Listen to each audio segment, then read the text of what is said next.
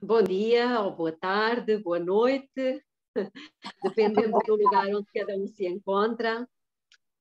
Vamos então iniciar o nosso estudo. Vai ser a 21ª palestra.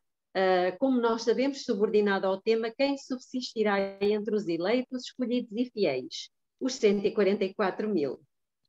E são todos muito bem-vindos. É muito bom rever cada um de vocês, apesar de estarmos distantes, mas vamos todos então passar aqui um momento agradável e para isso vamos curvar as nossas cabeças e fazer uma breve oração. Querido Deus eterno Pai, aqui estamos, Senhor. Aqui estamos desejosos de ouvir a sua bendita voz, a sua doce voz a falar ao nosso coração, da forma que só o Senhor sabe e pode fazer. Agradecemos ao Pai por tanta misericórdia, por tanta longanimidade que o Senhor tem tido para conosco. Suplicamos que seja o seu Espírito aqui com grande intensidade, com poder sobre cada um de nós, trazendo cura, trazendo restauração, trazendo paz, esperança, libertação, através do estudo da sua palavra. Tudo isto entregamos nas suas mãos e suplicamos em nome de Jesus. Amém. Amém. Então, nós tínhamos ficado na penúltima pergunta e vamos colocá-la, que é a pergunta 21, que é o seguinte: qual é a única esperança do ser humano de ter a mente de Cristo? Qual é essa única esperança? Então, diz-nos em Filipenses 2,5, de sorte que haja em vós o mesmo sentimento que houve também em Cristo Jesus. Noutras traduções diz que haja em vós a mesma mente. Efetivamente, no original da King James é a palavra mente, que lá está. Portanto, de sorte que haja em vós a mesma mente que houve também em Cristo Jesus. Ou seja, devemos permitir que Jesus controle a nossa mente, ou seja, os nossos pensamentos e imaginações. Jesus jamais confiou em sua divindade, mesmo com toda a tentação para satisfazer as suas necessidades físicas, mentais ou emocionais e aliviar o sofrimento que Satanás constantemente trazia sobre ele. Portanto, Jesus jamais confiou na sua divindade. A única esperança que Jesus tinha para manter o seu caráter perfeito era estar em constante comunhão com o seu Pai e confiar nele. Jesus jamais perdeu a sua comunhão com Deus ou a sua confiança no seu Pai. Portanto, respondendo à pergunta, qual é a única esperança do ser humano de ter a mente de Cristo, é precisamente a mesma de Jesus. A única esperança de Jesus era manter o seu caráter perfeito. Perdão, a única esperança que Jesus tinha para manter o seu caráter perfeito era estar em constante comunhão com o seu Pai e confiar nele. E, portanto, é exatamente a única esperança que nós temos é esta. É manter uma constante comunhão com o Pai e confiar nele. Louvado seja Deus. Jesus oferece esse mesmo dom de pureza de pensamentos, sentimentos, inclinações e propósitos para vocês e para mim. Ele diz a cada um de nós: vinde a mim todos os que estáis cansados e oprimidos e eu vos aliviarei. Mateus 11:28. O que é este cansados? É o peso dos nossos pecados no coração e na mente. E eu lhes darei descanso, paz, alegria e vida eterna.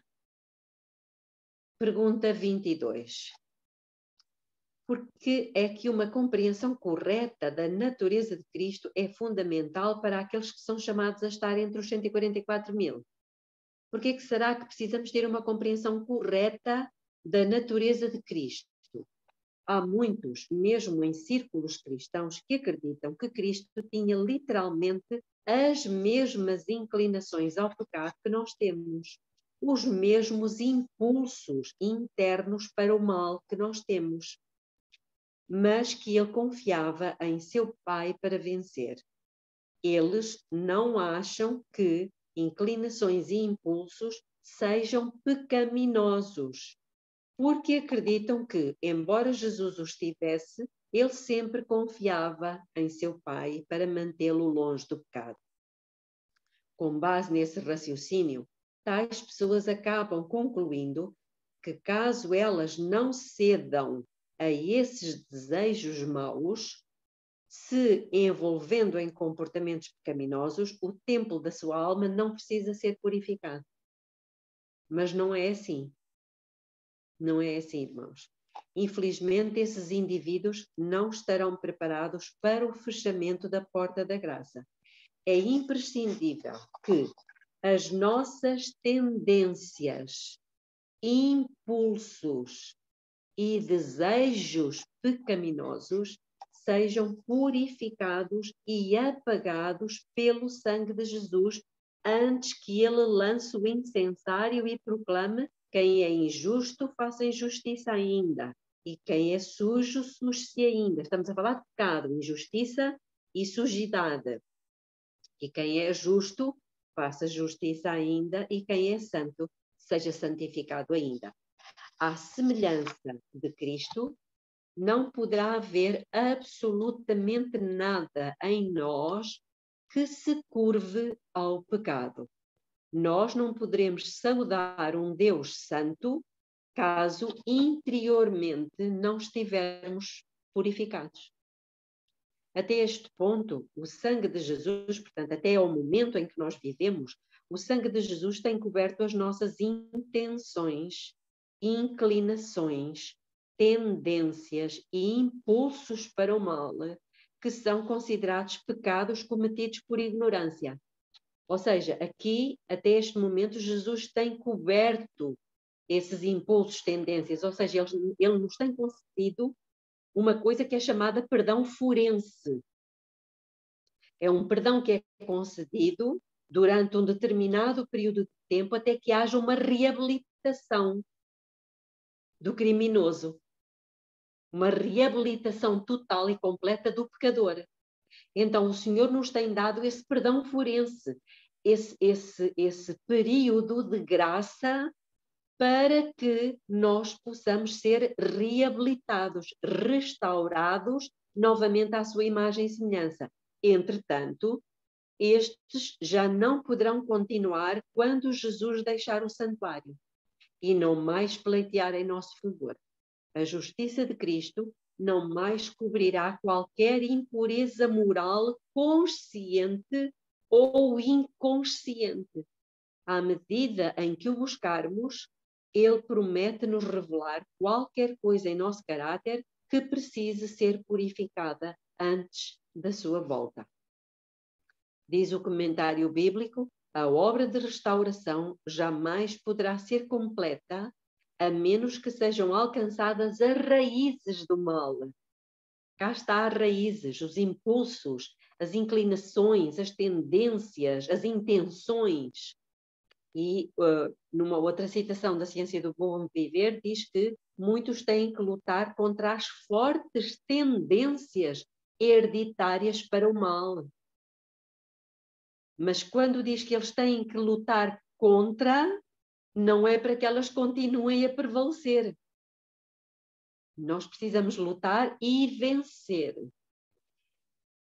Continuando, devemos agradecer a Deus porque Jesus tem o poder de revelar-nos as raízes dos nossos pecados, bem como ele tem também o poder de purificar tanto as tendências herdadas quanto os pecados cultivados. Sem santidade, ninguém poderá ver o Senhor, diz-nos em Hebreus 12:14. Santidade é o quê? É estar em harmonia com Deus em todos os aspectos da vida, incluindo as intenções, os impulsos, as tendências e as paixões. Estar, portanto, em harmonia com Deus em todos os aspectos da nossa vida, o que inclui não apenas o comportamento, mas também os pensamentos, sentimentos, desejos, as tendências, inclinações, intenções, bem como os impulsos. Jesus tem poder de levar o seu povo a odiar profundamente as coisas que um dia já amaram e desejaram. Ele é capaz de revelar a corrupção do nosso subconsciente, onde têm origem os maus pensamentos, sentimentos e comportamentos. E numa citação de Mensagens aos Jovens, diz-nos um pensamento muito importante.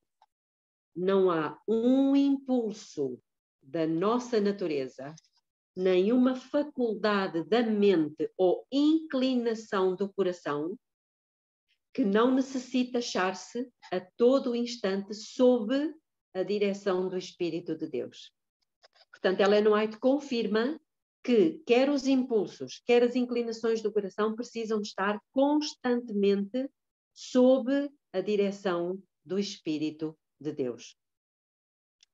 E uma citação das meditações matinais em lugares celestiais diz-nos o seguinte: todo aquele que, pela fé, obedece aos mandamentos, alcançará o estado de inocência no qual Adão viveu antes da sua transgressão. Uau! Isto dá realmente para nós nos alegrarmos. Irmãos, eu vou repetir. Todo aquele que, pela fé, obedece aos mandamentos, alcançará o estado de inocência no qual Adão viveu antes da sua transgressão. Portanto, isto é uma garantia. É uma garantia de que seremos completamente purificados, não só nos atos, mas também nos pensamentos, sentimentos, intenções, motivações, tendências, inclinações, como já falamos. Porque é tão importante que Deus tenha um povo especial? Porque o caráter de Deus será vindicado ao comprovar Ele que tem poder para trazer a raça humana de volta à perfeição moral e espiritual de quando foi criada no princípio. Louvado seja Deus que terá um povo com estas características. Então, há pouco falávamos de fé, não é? Os que obedecerem aos seus mandamentos, à sua lei, pela fé. Pois iremos continuar esta questão agora estudando um outro assunto. Eu não sei se os irmãos já se aperceberam que na Bíblia fala-nos de montes. Há muitos montes na Bíblia. Há o Monte Horebe, há o Monte Calvário, há o Monte Carmelo, há muitos montes. Mas há dois montes que nos ensinam alguma coisa muito importante. E eu gostava de vos falar desses dois montes hoje.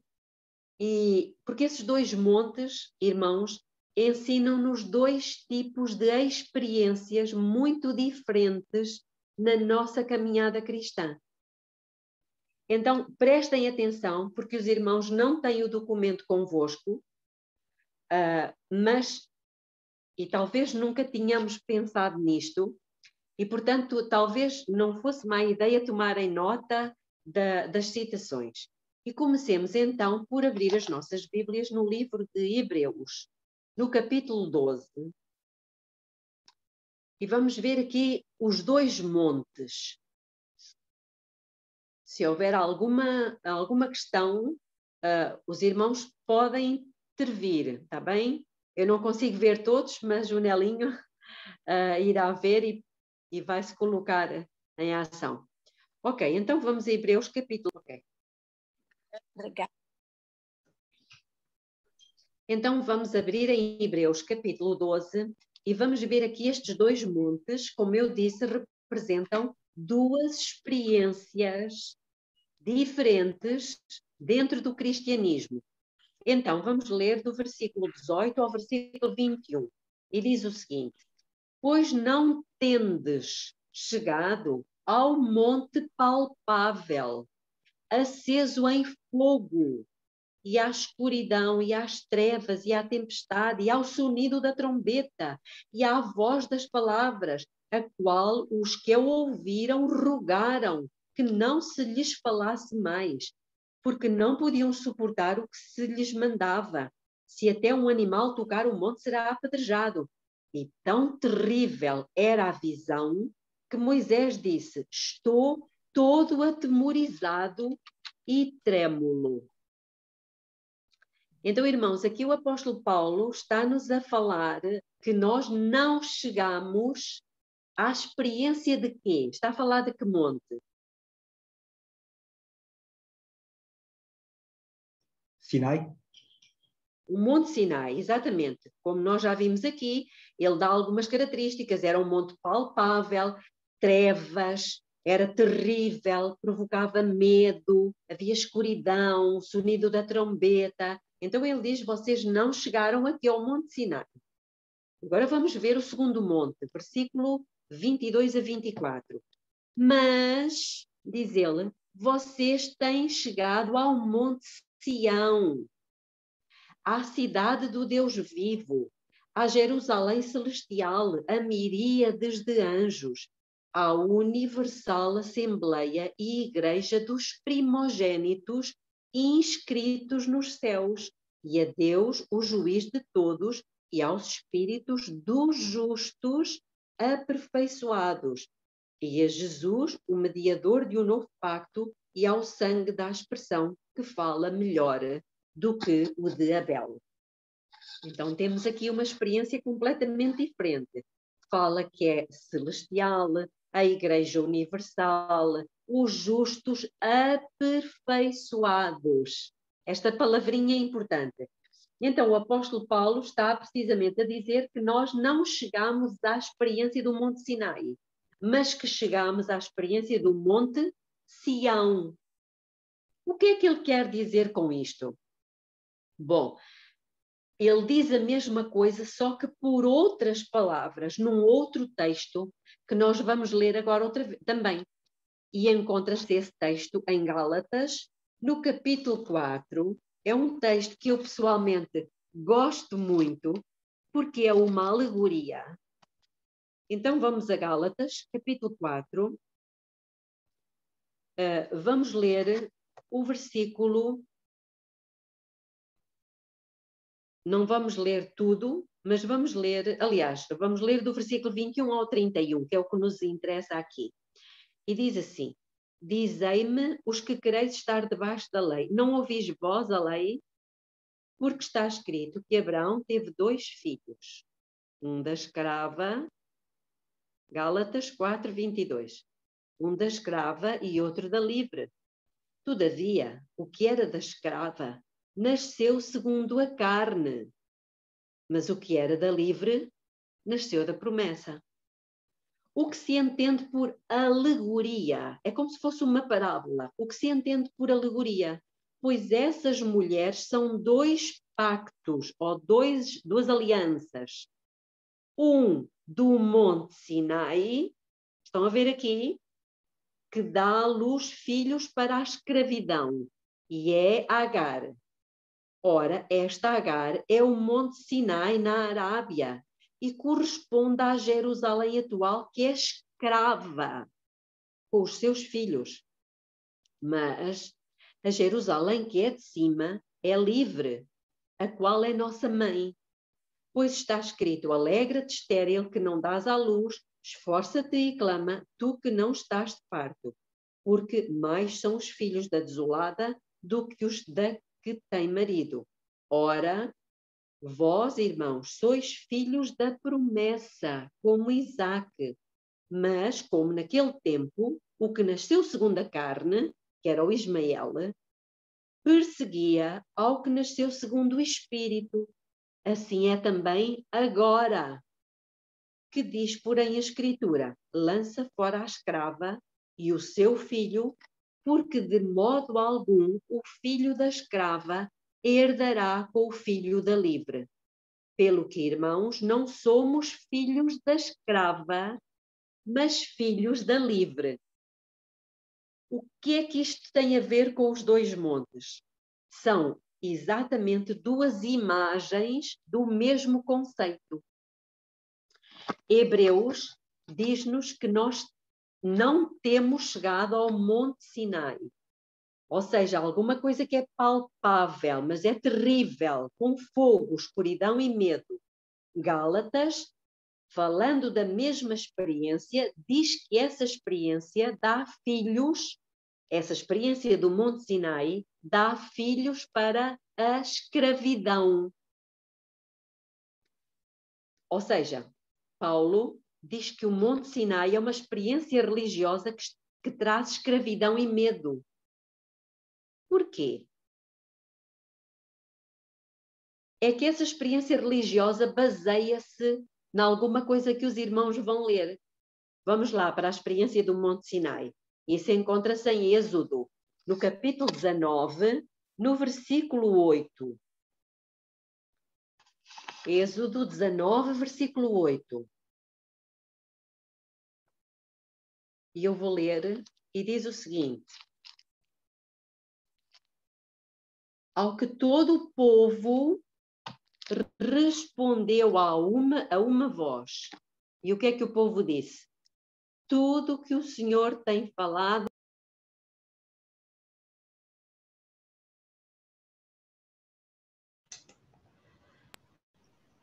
E relatou Moisés ao Senhor as palavras do povo. Então, meus irmãos, a experiência do Monte Sinai, aquele que traz medo, que gera filhos escravos, é uma experiência que se baseia em quê? Naquilo que nós fazemos, naquilo que eu faço, e não naquilo que Cristo fez. E isto é uma experiência religiosa que nós lembramos-nos do Novo Testamento, que diz assim: em teu nome não fizemos milagres, não expulsamos demónios. Lembram-se que Jesus falou isto? Ok, então é como se nós disséssemos assim: mas eu não fumo, eu sou muito boa pessoa, eu até gosto muito de dar boas ofertas, eu sou vegetariana, eu faço trabalho missionário, eu dou o dízimo, eu. Esta experiência do Monte Sinai é uma experiência baseada naquilo que eu faço. Não é uma experiência de fé naquilo que Cristo fez. É a minha própria fé. Não é a fé de Jesus. Vamos abrir agora no livro de Romanos e vamos ver o que é que aconteceu com o povo de Israel. Irmãos, por causa disto que aconteceu no Monte Sinai, eles acabam por desenvolver uma experiência que lhes trouxe estes problemas. Romanos, no capítulo 10, vamos ler o versículo 2 a 4, e diz o seguinte: porque lhes dou testemunho de que têm zelo por Deus. Aliás, desculpem, vamos começar no versículo 1, que é para percebermos o contexto. Paulo está a dizer o seguinte: irmãos, o bom desejo do meu coração e a minha súplica a Deus por Israel é para a sua salvação. Então, Paulo tem consciência que o povo de Israel não está a ter uma experiência salvífica. E ele se sente inclinado a orar por eles. Não é o que ele diz? O bom desejo do meu coração e a minha súplica a Deus por Israel é para a sua salvação. E depois ele diz: porque lhes dou testemunho de que têm zelo por Deus. Ok, eles têm zelo por Deus, mas não com entendimento. Porquê? Versículo 3. Porquanto, não conhecendo a justiça de Deus e procurando estabelecer a sua própria justiça, não se sujeitaram à justiça de Deus. Pois Cristo é o fim da lei para justificar todo aquele que crê. Ou seja, A finalidade, como diz aqui, pois Cristo é o fim da lei, ou seja, é a finalidade da lei. A finalidade da lei é conduzir-nos a Cristo. Para quê? Para que Ele possa justificar quem? Aquele que diz tudo o que o Senhor disser faremos? Não. Aquele que crê naquilo que Cristo fez e faz. Vamos ler agora o capítulo 1 de Romanos, o versículo 17. Romanos 1,17 diz assim: porque no Evangelho é revelada de fé em fé a justiça de Deus.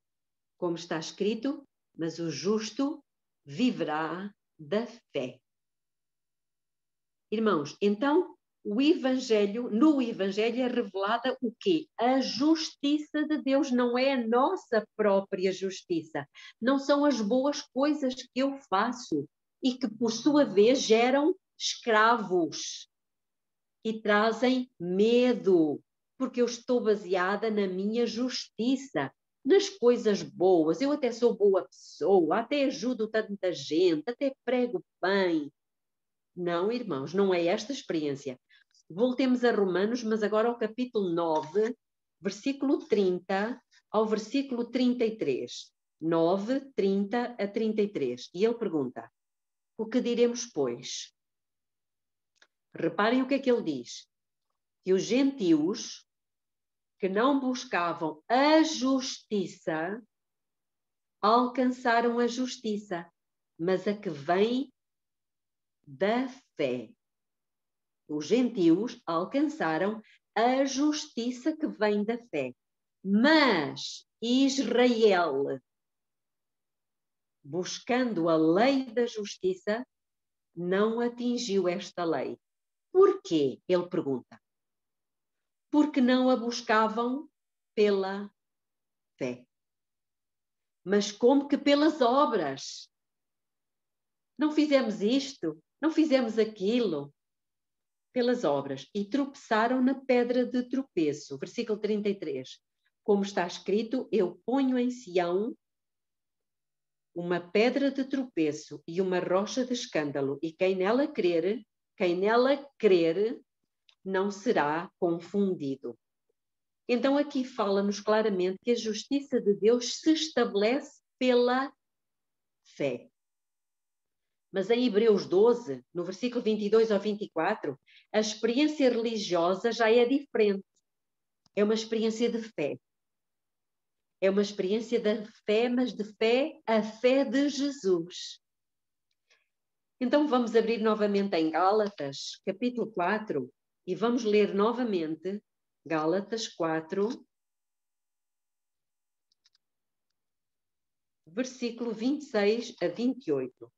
Já lemos há pouco, mas agora vamos só reforçar um pouco. E diz o seguinte: mas a Jerusalém que é de cima, que é Sião, é livre, não é escrava, é livre, a qual é nossa mãe. Pois está escrito: alegra-te, estéril, que não dás à luz, força-te e clama, tu que não estás de parto, porque mais são os filhos da desolada do que os da que tem marido. Ora, vós, irmãos, sois filhos da promessa, como Isaque. Vamos abrir agora no Evangelho de João, no capítulo 6. João, capítulo 6. O célebre capítulo que provocou a sacudidura, não é? Vamos ler o versículo 28 e 29.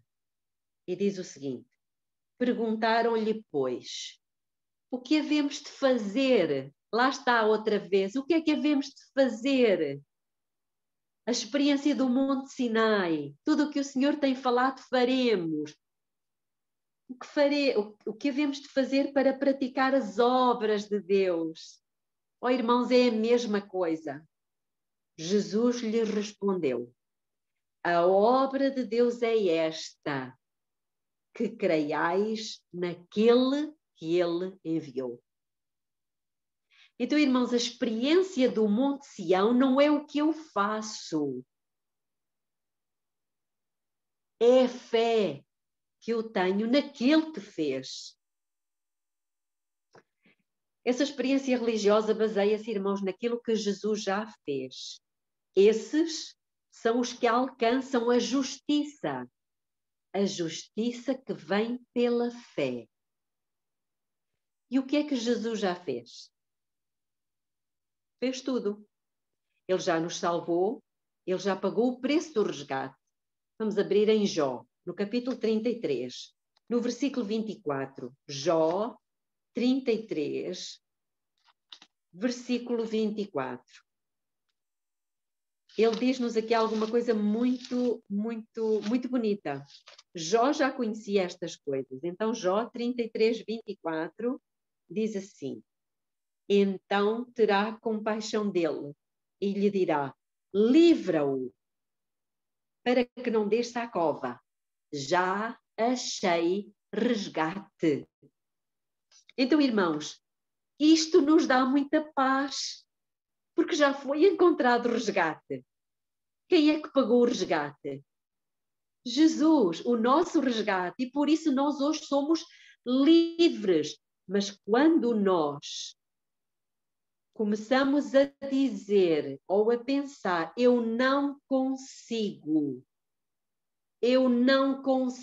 vencer isto, eu não consigo fazer aquilo, isto são palavras de um escravo ou de um livre? De um escravo. São palavras de um escravo. Porque um livre, Deus nos libertou. E nós já vamos ver. Vamos abrir em Mateus, capítulo 20, Mateus 20, versículo 28. E diz o seguinte: assim como o Filho do Homem não veio para ser servido, mas para servir e dar a sua vida em resgate de muitos. Quando é que se paga um resgate? Quando se pretende libertar alguém, é ou não? Alguém que estava escravizado pelo inimigo e que muitas vezes exige um resgate. Então aqui já nos diz claramente que Jesus veio para pagar o preço do resgate. O próprio Deus disse isso ao seu povo. Vamos lá para Êxodo, novamente para a experiência do Sinai. Experiência do Sinai, capítulo 20, Êxodo, capítulo 20, e vamos ler aqui dois versículos. Irmãos, precisamos entender quando a Bíblia nos fala estas coisas, porque nós já não somos bebezinhos e precisamos entender estes assuntos mais profundos. Então, Êxodo, capítulo 20, versículo 1 e versículo 2, diz assim: então falou Deus com todas estas palavras, dizendo: eu sou o Senhor teu Deus, que te tirei da terra do Egito. De onde? Da casa da servidão ou da escravidão. Irmãos, o que é que Deus está a dizer? Eu já te salvei. Eu te libertei. E porque eu te salvei, agora eu te faço 10 promessas. Eu te prometo que não terás outros deuses diante de mim, porque tu já estás livre, já estás salvo. Eu prometo-te que não farás para ti imagens de escultura. Eu prometo-te que tu não tomarás o nome do Senhor teu Deus em vão. Eu prometo-te que tu guardarás e santificarás o dia de sábado. Irmãos, e vai por aí fora. Então, mas esperem. São promessas ou são mandamentos?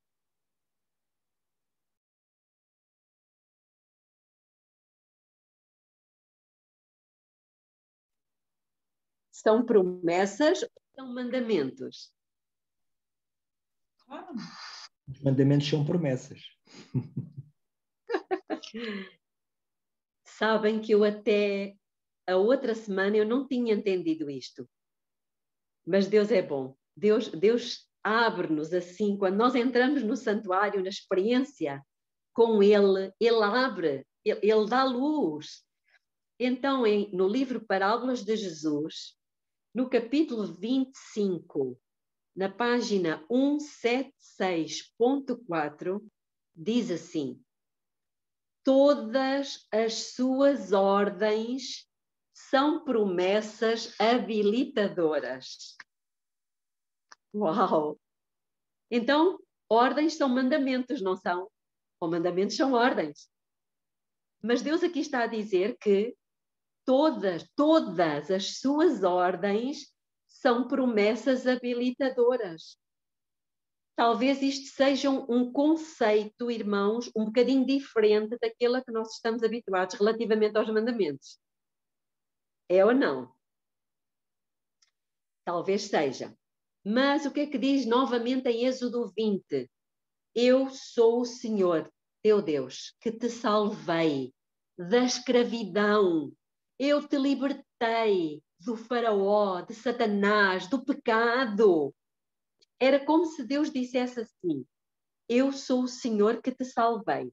Se tu creres nisto, aqui é que está a questão. Se tu creres, se tu acreditares mesmo que eu te libertei, que eu te salvei, eu prometo-te que tu não terás outros deuses diante de mim. Amém. Amém. Mas a pergunta é: Deus libertou de quê? Nós já vamos ver. Daqui a pouco já vamos ter a resposta a esta pergunta. Em Lucas, no capítulo 18, versículo 8, os irmãos conhecem, não vale a pena abrir. Jesus faz uma pergunta.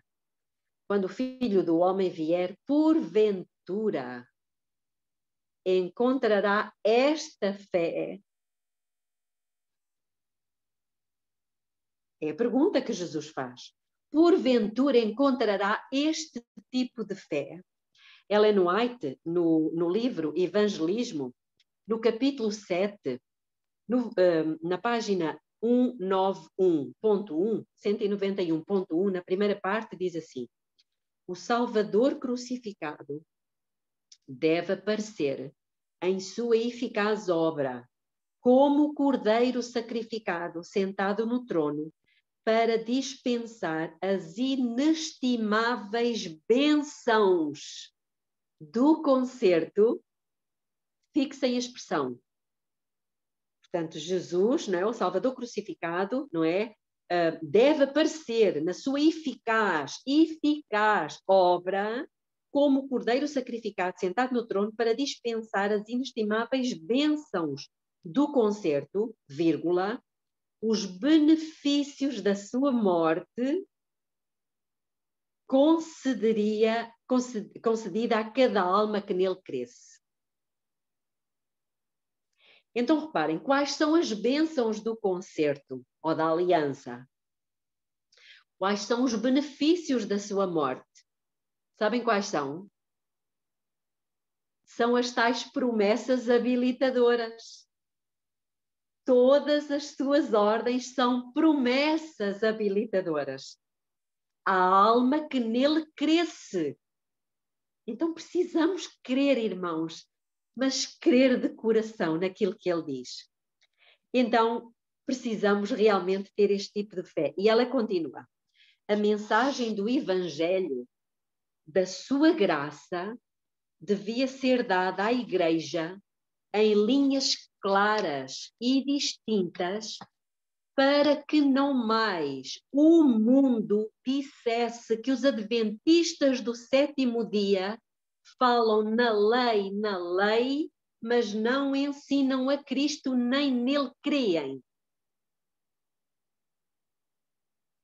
Os irmãos estão a ouvir o que é que está aqui? Eu vou repetir.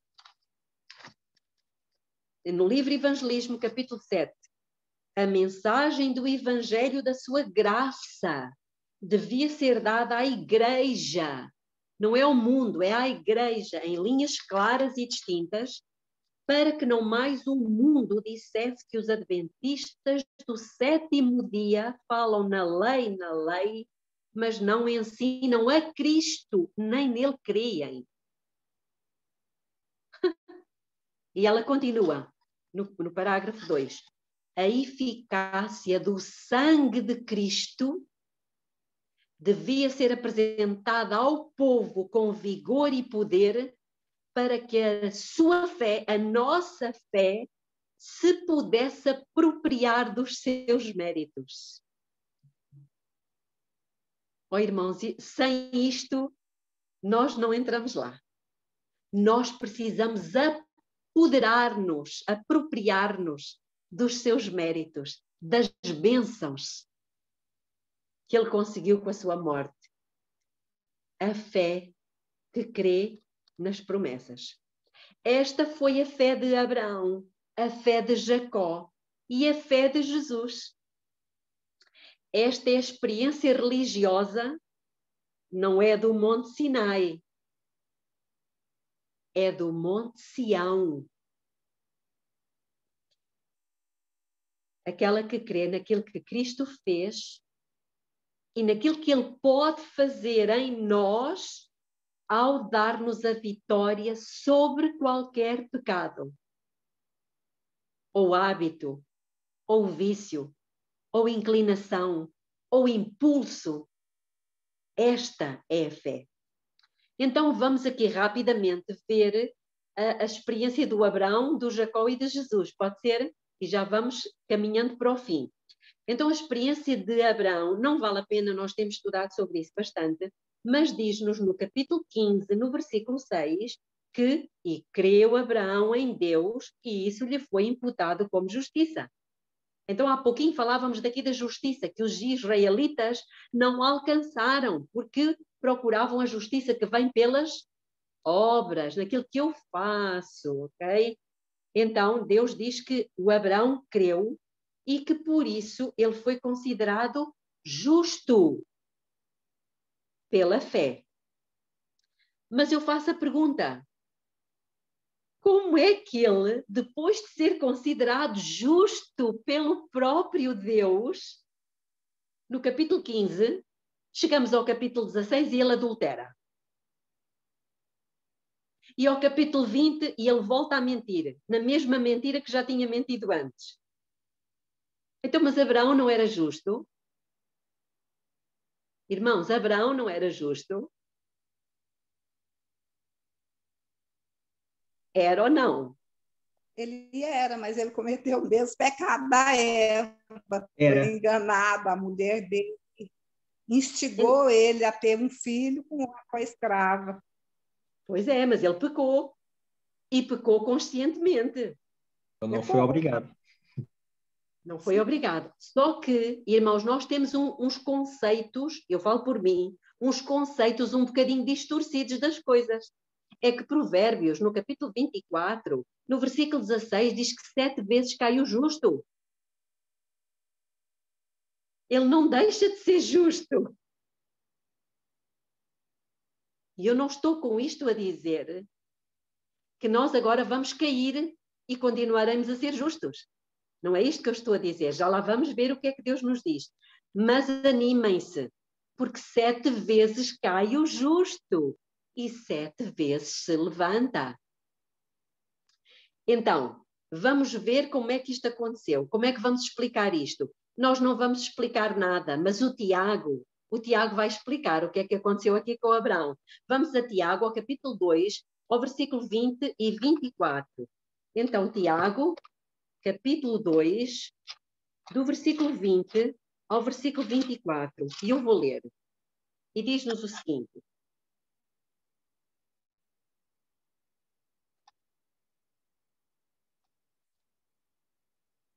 mas queres saber, ó homem vão, que a fé sem as obras é estéril?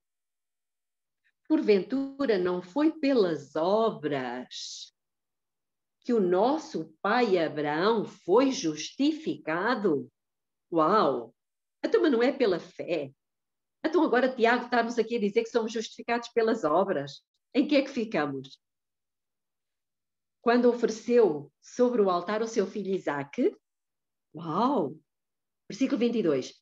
Vês que a fé cooperou com as suas obras e que pelas obras a fé foi aperfeiçoada. E se cumpriu a escritura que diz: e creu Abraão em Deus, e isto lhe foi imputado como justiça, e foi chamado amigo de Deus. Lembram-se do outro texto que nós lemos de Hebreus capítulo 12, que falava da experiência do Monte Sinai, do Monte Sião? Lembram-se? O que é que diz lá? Tem lá a mesma palavrinha. É só dar uma página, virar uma página e vamos ler o versículo novamente, o versículo 23 de Hebreus 12. Diz que nós chegamos à experiência do Monte Sião, à universal assembleia e igreja dos primogênitos inscritos nos céus e a Deus, o juiz de todos os espíritos, de quem? Dos justos aperfeiçoados, irmãos. Então, Abraão tinha ou não tinha a fé verdadeira? Mas ela ainda precisava de aperfeiçoamento. Será que Deus sabia, conhecia que a fé do Abraão era a fé verdadeira ou não? Deus sabia. Quem é que não sabia? Os outros habitantes dos mundos e os anjos do céu. Eles não sabiam. E eles pensaram assim: mas como é que é possível? Então Deus disse que o Abraão era justo. Então ele agora adulterou com a criada e depois mentiu outra vez. Como é que é possível? Então, irmãos, Deus teve que permitir uma prova muito grande para que todo o universo visse que a fé que o Abraão tinha era a fé de Jesus. Era a fé verdadeira. E por isso Deus diz, quando ele vai para matar o filho, há uma voz que diz: não faças tal, porque agora sei que temes a Deus. Então Deus não sabia. Deus sabia. Mas ele tinha que demonstrar perante todo o universo, porque ele já tinha falhado. E o universo precisa de ver, irmãos, se nós efetivamente temos a fé de Jesus ou não, ou se é só blá, blá, blá. Entendem? E por isso teremos que passar por provas. Ok. A fé do Abraão precisava de aperfeiçoamento. Então, Deus salva para quê? Novamente a pergunta. Eu sei que estamos quase em cima da hora. E ainda temos aqui um pouquinho para percorrer. O que é que acham? Belinha. Oi. Só fechando aqui o pensamento. Quer dizer que as nossas provas, as nossas dificuldades, as provações que vêm, sempre tem uma finalidade de salvar. Sim. Continua, Belinha. É verdade. Continua. Belinha, a hora que for possível, eu quero fazer uma pergunta. Pode deixar para o fim. Pode fazer, irmã Cleonice. Pode fazer a pergunta. É o seguinte, quando eu fui entrar para a Igreja Adventista, eu escutei na escola sabatina uma irmã falando que Deus sabia quem ia se salvar, quem não ia se salvar. Aí hoje eu ouvi um pastor falando a mesma coisa. Aí veio aquela questão na minha cabeça. Mas Jesus disse que a gente saísse, pregasse o evangelho, falasse sobre ele, e de repente fala que ele já sabe quem vai se salvar, então o que adianta eu pegar o evangelho se ele já sabe quem vai se salvar? Eu fiquei assim muito, porque no dia, quando eu entrei na igreja, eu senti a mesma o mesmo angústia, o mesmo questionamento, e hoje eu estou sentindo de novo a mesma coisa. Antes de começar a nossa reunião, eu fiquei falando, eu tenho que arranjar um jeito de fazer essa pergunta. Né? Então, se você puder responder, você responde, se não puder, você deixa para outra, não tem problema.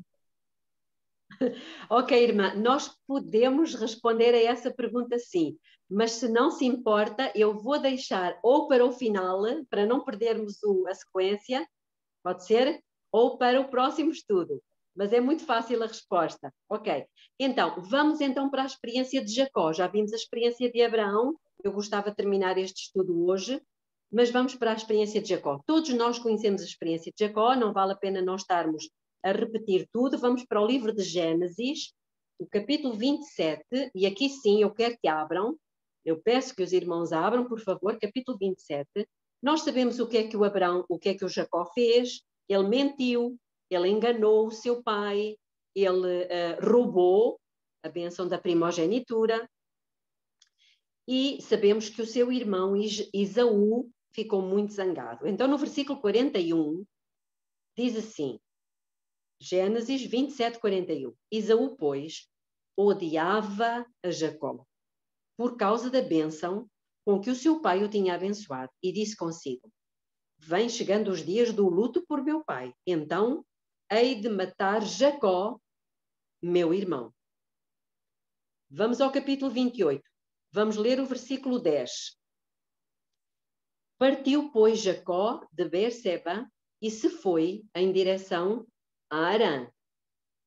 Não vamos ler tudo. Vamos dar um salto para o versículo 15. Deus aparece a Jacó. Ele deitou-se com a sua cabeça adormeceu com a cabeça numa pedra a servir de almofada. E ele teve um sonho. E reparem, nesse sonho, o que é que Deus lhe disse? Irmãos, prestem atenção a isto. Isto é muito importante. Versículo 15. Eis que estou contigo, disse-lhe Deus, e te guardarei por onde quer que fores. E te farei tornar a esta terra, pois não te deixarei até que haja cumprido aquilo que te tenho falado. Então Deus aqui faz-lhe uma promessa, irmãos. Eu não te deixarei. Agora vamos ao capítulo 31. Sabemos o que aconteceu com a experiência do Jacó. Mas aqui no versículo 31, vemos Jacó a iniciar a sua caminhada de volta para a sua terra. Então vamos ler o versículo 3. Disse o Senhor então a Jacó, volta para a terra dos teus pais e para a tua parentela, e eu serei contigo. Portanto, pela segunda vez, Deus prometeu que estaria com ele e que não o deixaria. Agora vamos ver o versículo 26 do capítulo 32. Gênesis 32, 26. Naquela noite, no val de Jaboque, nós sabemos o que é que aconteceu. E eu vou ler o versículo 26. Disse o homem, deixa-me ir, porque já vem rompendo o dia. Jacó, porém, respondeu, não te deixarei ir se não me abençoares. Irmãos, o que é que aconteceu? Deus tinha-lhe prometido que nunca o deixaria. E agora Deus está-lhe a dizer, deixa-me ir. E Jacó disse, eu não te deixo ir. Pergunto, a que é que Jacó se agarrou? Eu gostava de vos ouvir. A que é que Jacó se agarrou? Eu sei que nós estamos habituados a ouvir a promessa. Às promessas. Exatamente. Meus irmãos, Jacó se agarrou às promessas que Deus lhe tinha feito. Isto é maravilhoso, quando ele diz, eu não te deixo ir porque tu prometeste que nunca me deixarias. Ele o fez como? Pela fé. naquilo que Deus tinha dito. Deus já tinha dito. E então, no capítulo, como nós lemos há pouco, os capítulos anteriores, capítulo 28, etc., foi a isso que Jacó se agarrou. Não, eu não vou te deixar, porque tu prometeste que estarias comigo e que vais me livrar. Irmãos, esta é a experiência que o povo de Deus precisa ter. Existem cerca de 2.500 promessas nas Escrituras. Qual é que tu precisas? Qual é a bênção que tu precisas?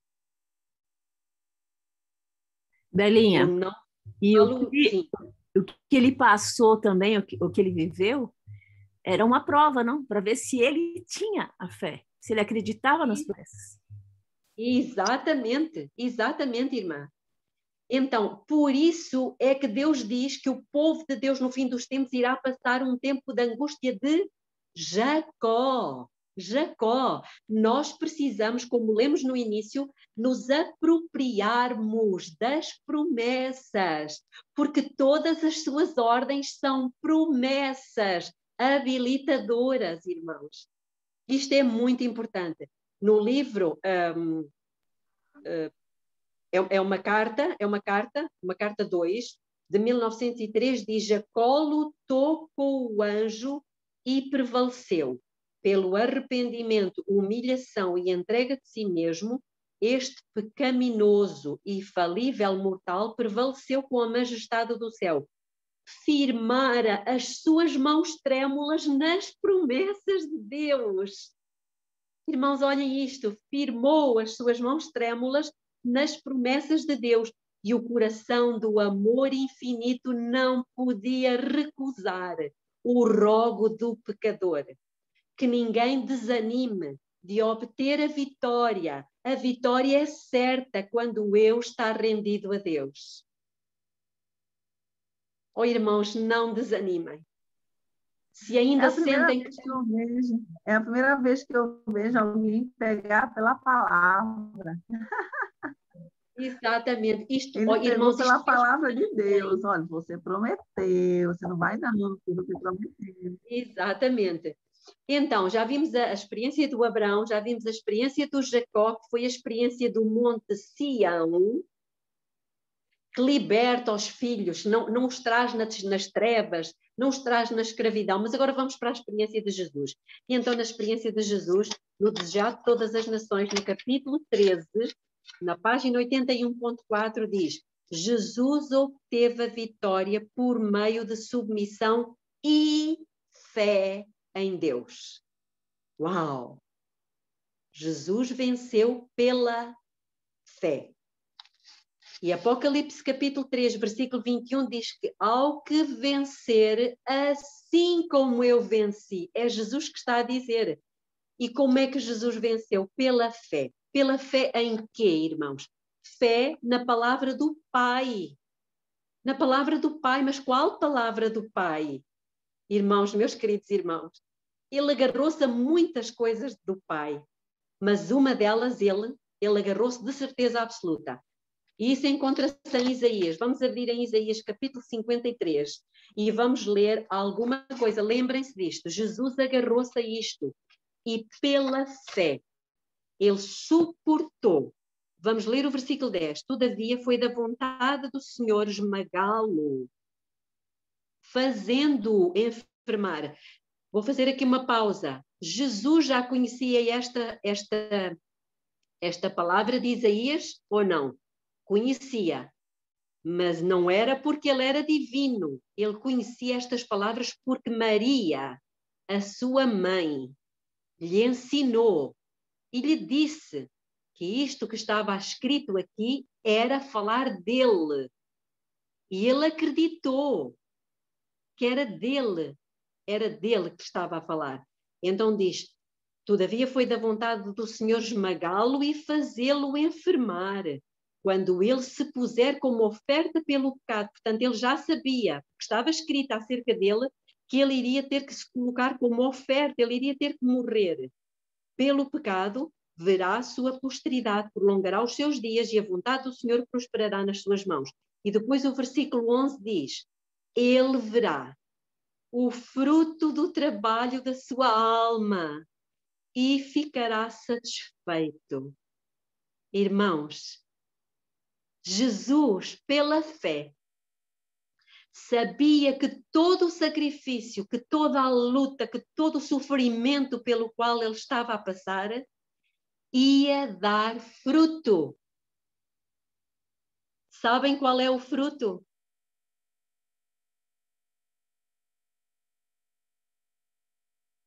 Eu quero ser o fruto.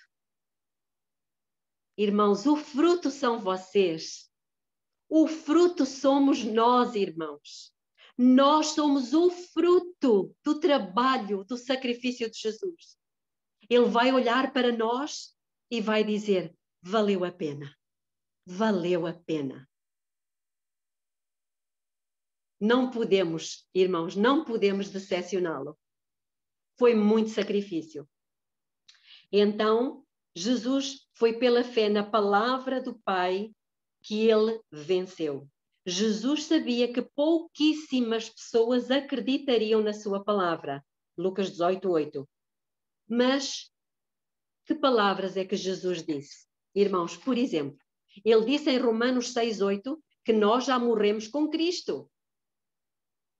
Acreditamos nisto? Em Romanos 6:11, ele diz: considerai-vos mortos para o pecado. Versículo 14, o pecado não terá domínio sobre vós. Acreditamos nisto? Versículo 18, libertos do pecado. Irmãos, pela fé, libertos do pecado. Versículo 22, mas agora libertos do pecado. 2 Coríntios 5:14, todos morremos com Cristo. Naquela cruz não estava só Cristo, eu estava lá com Cristo também. Versículo 15, para não vivermos para nós. Então, irmãos queridos, se nós já morremos com Cristo pela fé, e foi pela fé que nos batizamos, porque o batismo é termos participação na sua morte, se nós já morremos com Cristo pela fé, um morto não se irrita, um morto não se zanga, um morto não critica ninguém, um morto não pensa mal dos outros, um morto não levanta a voz, um morto não é ganancioso, vaidoso, teimoso. Agora vivemos para Cristo, livres e salvos. Mas a pergunta que eu fazia era: para que é que Deus nos salva? Para quê? Para fazermos o que nós queremos e de vivermos da forma que nos interessa? Não.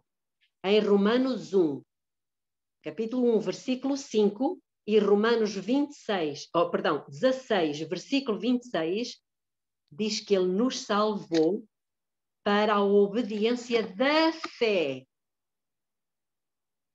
Ele nos salvou para a obediência da fé. Ou seja, nós não somos salvos por obedecer à lei, nós somos salvos para obedecer. Cristo nos salvou. Como ele disse, eu sou o Senhor que te tirei da terra do Egito, que te salvei, que te libertei. Mas ele salvou para quê? Para que nós possamos obedecer. Porque somos criaturas livres e não escravas. Lembram-se da experiência do Monte Sinai, que gerava filhos para a escravidão? Ok, meus irmãos. Então, se a prova vier sobre nós, seja financeira, seja uma doença, seja uma prova na família, saibam que essa prova é apenas para aperfeiçoar a fé que nós já temos, que é a fé de Jesus. Apocalipse, capítulo 1, versículo 5, diz que Jesus, em seu sangue, nos lavou dos nossos pecados. E em 1 João, capítulo 1, versículo 7, diz que o sangue de Jesus Cristo, seu Filho, nos purifica de todo o pecado. Precisamos desta fé, meus queridos irmãos. E se a prova vier, saibam que é apenas para aperfeiçoá-la, como foi com o nosso pai Abraão. Que Deus nos ajude e nos abençoe a ter a experiência do Monte Sião e não a do Monte Sinai. Alguma questão sobre este assunto?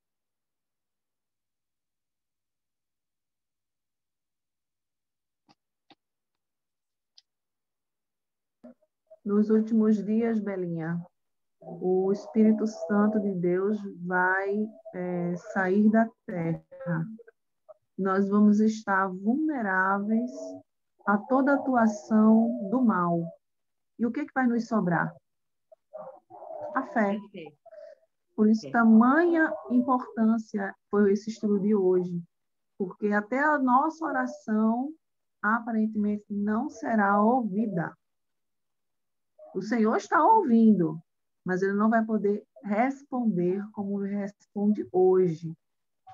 Então, eu acho que esse estudo foi muito propício para o momento que nós estamos vivendo agora, para as prévias do que virão.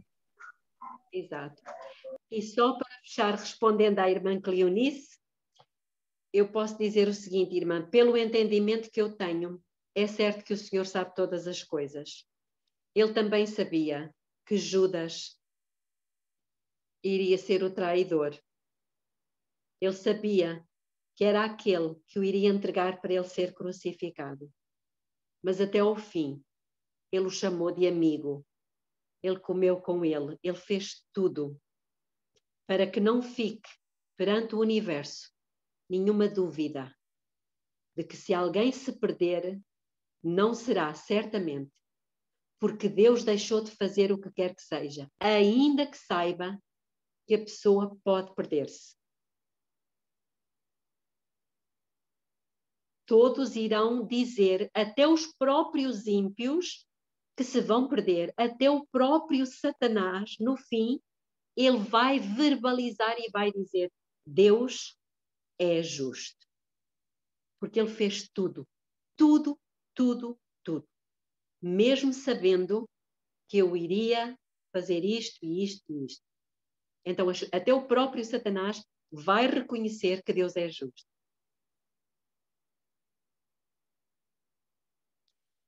Vamos terminar com uma oração. Obrigada, viu? De nada. Querido Deus, querido Pai que está nos céus, eu lhe agradeço do fundo do meu coração pela luz que o Senhor nos concedeu, maravilhosa luz. Que o Senhor nos ajude a viver pela fé, a viver pela fé mesmo nas suas promessas, sem duvidar, sem questionar, sem ses, sem mas. Que essa fé possa ser desenvolvida, exercitada, e que nós nunca nos esqueçamos que todas as suas ordens são promessas habilitadoras. Que o Senhor conceda a todos nós uma boa noite e um bom final de sábado, em nome de Jesus. Amém. Amém. Amém.